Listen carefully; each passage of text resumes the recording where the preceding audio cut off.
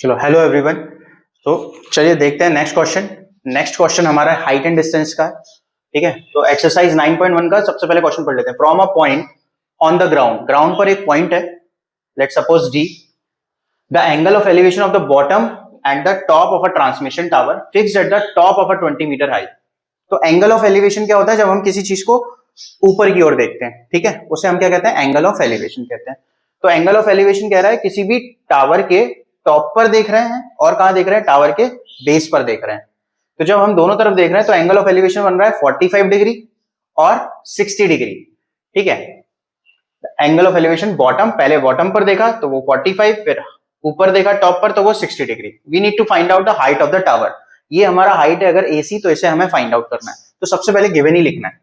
ठीक है, गिवन में हम लोग क्या लिखेंगे कि let A B a height, let A B a tower, A B a building, AB be a building and AC be a tower। AC tower है और AB जो है वो आपकी एक बिल्डिंग है।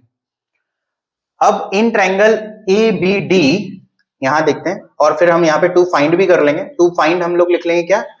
Height of the tower. Height of the tower हमें निकालना है, हाइट ऑफ द टावर, ये चीज हमें निकालना है। तो इन ट्रायंगल सॉल्यूशन में हम देखेंगे क्या? In triangle ABD, triangle ABD में AB upon BD perpendicular upon base क्या होता है? Okay, in triangle ABD AB upon BD, AB upon BD क्या हो जाएगा आपका? परपेंडिकुलर अपॉन बेस होता है tan थीटा। ठीक है, तो हमेशा याद रखना है, इसमें गलत नहीं करना है कभी भी। tan थीटा होता है। AB अपॉन BD, इस ट्रायंगल में एंगल क्या बन रहा है? 45 डिग्री। अच्छा, tan 45 डिग्री की वैल्यू क्या होती है? कमेंट में आंसर लिख दो, बताओ क्या होती है? 1 होती है। तो AB की वैल्यू हमें दिया हुआ है 20 और BD हमें पता नहीं, BD को हमने x मान लो या BD लिखा रहने दो। Is equal to tan 45 is what? 1। Cross multiply किया, BD इक्वल्स टू क्या आ गया? 20 मीटर। BD की वैल्यू क्या आ गई? 20 मीटर। तो ये अगर हमारा 20 मीटर आ गया, अब हम देखते हैं पूरे बड़े ट्रायंगल में। तो in triangle CBD, in triangle CBD, बड़ा वाला हमने ट्रायंगल लिया CBD, तो इसमें क्या हो जाएगा? CB upon BD is equal to 10 60। तो CB upon BD is equal to 10 60। ठीक है, यहां तक क्लियर हुआ? अभी हमें देखना है CB की वैल्यू क्या होगी? CB की तो 20 प्लस H, ये क्या हो जाएगा? 20 प्लस H। BD की वैल्यू हमने फाइंड आउट कर ली 20, 1060 की वैल्यू √3, 20 उस तरफ गया तो क्या हो जाएगा? 20 plus H is equal to 20 √3। ठीक है, 20 प्लस का है उस तरफ गया तो माइनस में हो जाना है, और माइनस में हो जाएगा उसके बाद हम कॉमन ले लेंगे। H is equal to 20 √3 minus 20। अब 20 को कॉमन ले लिया तो अंदर क्या बचा? √3 माइनस 1। वैसे तो यही आंसर है, पीछे यही आंसर दिया हुआ है, लेकिन आपको और सॉल्व करना है। तो √3 की वैल्यू क्या होती है? 1.732। ये तो याद रहना चाहिए हमेशा। तो ये हो जाएगा H is equal to 20 1.732 minus 1। 1.732 में से 1 माइनस करेंगे तो कितना हो जाएगा? 0.732। तो ये क्या आ जाएगा? 20 इंटू 0.732। मल्टीप्लाई कर लो, आंसर आ गया, वरना आंसर तो आपका यही आ गया। क्लियर है? चलो नेक्स्ट क्वेश्चन देखते हैं अभी। क्यों बेटा? Birthday girl. Okay, here is the next question. So let me read the question from the book only. I will upload the question on the top. Okay, a statue of 1.6 meter tall. एक statue है 1.6 metre toll है, ठीक है, stands on the top of the pedestal. Top of the pedestal पे खड़ा हुआ है। ये पेडेस्टल है, पेडेस्टल के ऊपर स्टैचू खड़ा हुआ है। From a point on the ground, ground से एक पॉइंट से जब हम उस टॉप को देखते हैं तो 60 डिग्री का एंगल बनता है, और जब हम पेडेस्टल के टॉप को देखते हैं तो 45 डिग्री का एंगल बनता है। ठीक है, find the height of the pedestal. हमें क्या निकालना है? Height of the pedestal, pedestal की हाइट निकालना है। ठीक है, तो इसको हम H मान लेते हैं और ये हमारा X मान लेते हैं। तो सबसे पहले गिवन लिखना है। गिवन आपके पास क्या दिया हुआ है कि AB be a, let AB क्या दिया हुआ है? AB be a pedestal. AB आपके पास एक पेडेस्टल है और BC क्या है? 1.6 मीटर का एक स्टैचू है, and BC is statue of 1.6 metre. It is given to you. From the point D हमने टॉप को देखा तो 60 डिग्री का एंगल ऑफ एलिवेशन, और B पर देखा तो 45 डिग्री का। अब हमें क्या निकालना है? टू फाइंड करना है height of AB। Height of A B या हाइट ऑफ पेडिस्टल, पेडिस्टल ही ए बी है, ठीक है। नेक्स्ट सॉल्यूशन में हम देखते हैं, सॉल्यूशन में क्या करेंगे कि in triangle A B D, in triangle B A D ले लो, ठीक है। तो in triangle B A D, इसमें आप देखेंगे A B upon A D, A B upon A D, हाँ भाई क्या होता है perpendicular upon base, A B upon B D, tan theta कितना हो जाएगा 1045, 1045 की वैल्यू क्या होती है 1 होती है, तो ए बी क्या हो जाएगा H A D is equal to 1, तो आपके पास क्या आ गया A D is equal to A B आ गया, ठीक है। या आप कह सकते हो h is equal to X, अगर इसको h माना है इसको x माना है, ये दोनों इक्वल हो गए, इसको आप लिख लो फर्स्ट पार्ट। अब हमने देखा in triangle C A D, in triangle C A D, C A D में A C upon A D, A C upon A D जो है वो इज इक्वल टू हो जाएगा tan 60 डिग्री के, ठीक है। tan 60 के इक्वल हो गया, ए सी की वैल्यू क्या हो जाएगी, क्या हो जाएगी, हेलो इधर ध्यान दो भैया, कहां ध्यान दे रहा है, ए सी की वैल्यू क्या हो जाएगी h प्लस 1.6, ध्यान ही नहीं है, बिल्कुल पढ़ना ही नहीं है। और एडी क्या हो जाएगा x इज इक्वल टू क्या दिया हुआ है tan 60 की वैल्यू क्या होती है, इससे पूछ रहा हूं ना, तुम चुप रहो। तो x उधर गया तो ये क्या हो जाएगा h plus 1.6 is equal to √3x, ठीक है। h इज इक्वल टू क्या था x था और x is equal to h था, दोनों ही सेम चीज है, तो हमने यहां पर सीधे क्या कर लेते हैं h कर लेते हैं, क्यों, क्योंकि h जो है वो x के इक्वल है, तो यहाँ पे हो जाएगा 1.6 is equal to √3h minus का h को पॉजिटिव था उधर ले गए तो माइनस में हो गया। अब इन दोनों जगह h कॉमन आया तो आ गया √3 माइनस 1, इधर आया 1.6, ठीक है। √3 माइनस 1 मल्टीप्लीकेशन में इधर आएगा तो डिवाइड में आ जाएगा, तो 1.6 upon √3 minus 1 is equal to h।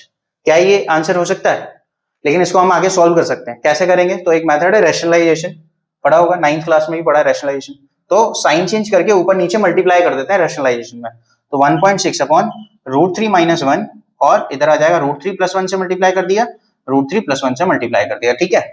तो ये हो जाएगा 1.6 इंटू √3 प्लस 1 और नीचे क्या आ जाएगा √3 का स्क्वायर 3 माइनस 1, तो वो कितना हो जाएगा 2, और 2 से जब मैं इसको कट करूंगा तो 1.6 ब्रैकेट में √3 प्लस 1 और नीचे क्या आ जाएगा 2, 2 से इसको कट किया तो 0.8, आंसर आ जाएगा 0.8 ब्रैकेट में √3 प्लस 1। और आंसर निकालना हो तो √3 की वैल्यू आप पुट करेंगे तो 0.8 इंटू 1.732 प्लस 1, तो ये क्या आ जाएगा, यही आंसर आ जाएगा, ठीक है। चलो थैंक यू, नेक्स्ट क्वेश्चन को देखते हैं, इस क्वेश्चन को स्क्रीनशॉट ले लो और note down. Question is 9th question from the NCERT, the angle of elevation of the top of a building, angle of elevation दिया हुआ है top of a building, CD अगर हमारा एक बिल्डिंग हो गया, ए बी अगर हमारा एक टावर हो गया, तो टावर के फुट से बिल्डिंग के टॉप पर, समझ लो बेटा इधर, हेलो इधर, angle of elevation of top of building from the foot of the tower, tower के फुट से कितना है 30 degree, and the angle of elevation of the top of the tower from the foot of the building is 60 degree. Foot of the building, ये building के foot से tower के top पर देख रहे हैं तो 60 डिग्री का एंगल बनेगा, ऐसा क्वेश्चन में लिखा हुआ है। If the tower is 50 metre high, tower जो है अगर 50 मीटर का है तो find the height of the building, height of the building निकालना है, बिल्डिंग क्या दिया हुआ है सीडी, ठीक है। तो सबसे पहले वही सेम चीज गिवन लिख देंगे आप पूरा, गिवन में आप ये भी लिख देंगे कि ए बी आपने क्या लिया हुआ tower, let A B a tower, ठीक है। ए बी आपके पास टावर हो गया, सी डी आपके पास बिल्डिंग हो गई, and C D be a building, ठीक है। अभी आपको देखना है ए बी की हाइट आपको दी हुई है 50 मीटर, तो A B a tower of 50 metre high और सी डी आपकी बिल्डिंग हो गई, ठीक है। बी सी इन दोनों के बीच में डिस्टेंस है, एंगल ऑफ एलिवेशन दिया हुआ है, सीधे सॉल्व करते हैं। आपको टू फाइंड क्या करना है, पहले ये और लिख लो, टू फाइंड हमको करना है हाइट ऑफ बिल्डिंग, और हाइट ऑफ बिल्डिंग की क्या डिनोट करता है सीडी, सीडी की हाइट हमें फाइंड आउट करना है, ठीक है। नेक्स्ट हम देखते हैं क्या 50 माइनस एच, हाँ ठीक है, सीडी कितना हो जाएगा 50 माइनस एच। अगर हमने ए ई की वैल्यू एच ले ली यहां से यहां तक, पूरा हमारे पास ये 50 था, 50 में से ये चीज माइनस कर देंगे तो ये इसके बराबर आ जाएगा, ठीक है। ये चीज हम सॉल्यूशन में करेंगे, तो सॉल्यूशन में हमने देखा कि ए ई अगर हमने एच लिया तो सी डी हमारा जो है वो बराबर हो जाएगा बी ई के, ठीक है।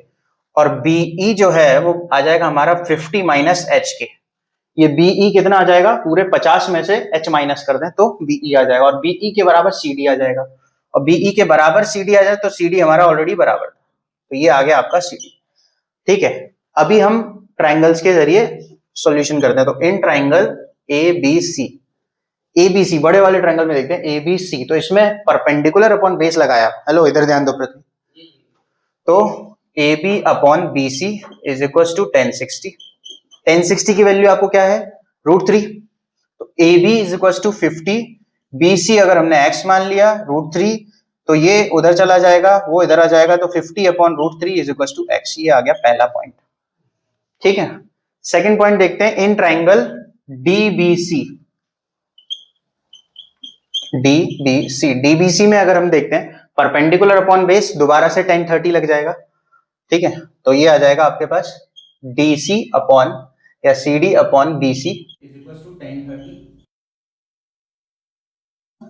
1 अपॉन √3।